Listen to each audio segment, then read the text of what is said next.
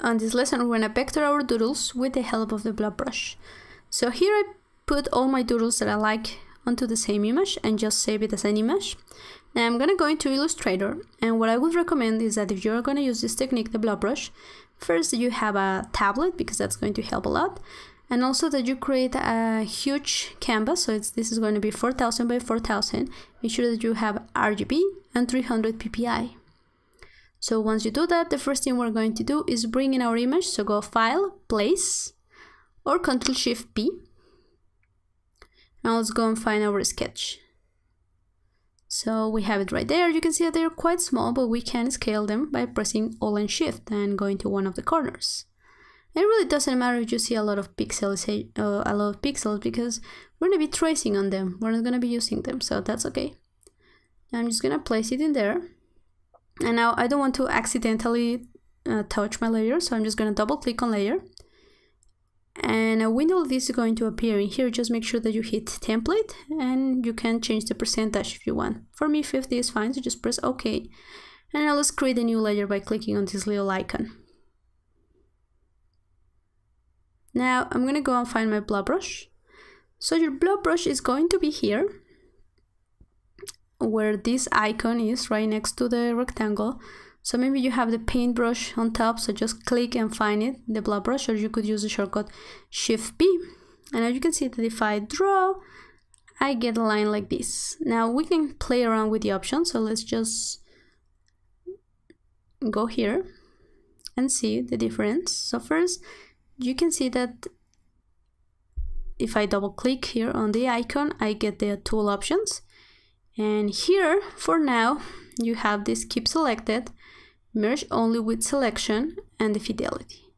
So these two, I want to keep them on for now. So make sure that you have them as well, because I'm going to teach you why in a second. And here's the Fidelity. Now the Fidelity is great because if you go and do with Super Accurate, you can see that you get a lot of things. So if I do this, I get exactly what I drew. But if I double click again on my tool, and now let's go all the way to smooth, you can see that if I do that, I get this smooth effect. So it's not exactly what I drew, but something that the software has already corrected. This is good if you don't have a tablet, or if you don't have like a steady hand. I like to go here in between the middle and smooth.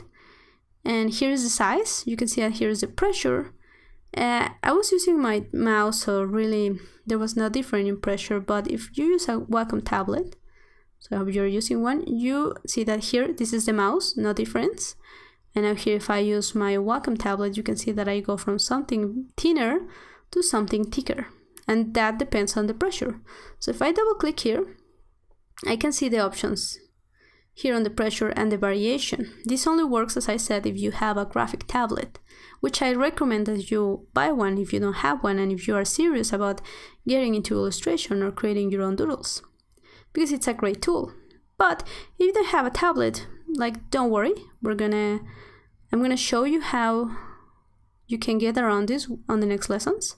So here I'm just creating, or tracing actually, over the sketch that I did. And if you want to increase or decrease the brush, just use the brackets. So open bracket and close bracket to increase or decrease the size of the brush without having to go into the options. Now here I had this thing that I really don't like. So right below our blob brush is the eraser. So just press Shift E or go into the eraser. And with this tool, what you can do is erase a little bit of the paths that you created. So maybe that is something that you want. That is something that I want here, because I don't want this excess to look on the side of my body. So this is something that you definitely should give it a try. I still want to have some imperfection, because I want this to have the look that it was drawn, not just simply vectorized. So that's why I'm just sticking to this blob brush. And a great thing is that if you create one eye, you can just press Alt and Shift to make a copy while using your selection tool. So let's do that eye again, because I really didn't like it. So again, using my selection tool, Alt and Shift. Now using my blob brush, again with Shift P, I can keep going around. And you can see how the pressure is shown there.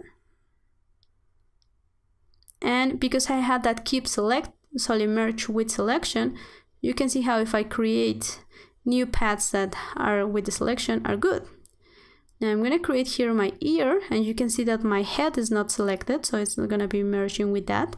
And this is important because if at some point you want to change one of the paths, you don't have to erase the whole thing. So to me it works really fine that you just merge with your selection. So here I'm just going to do one ear and then trace the other. So I think this is looking okay.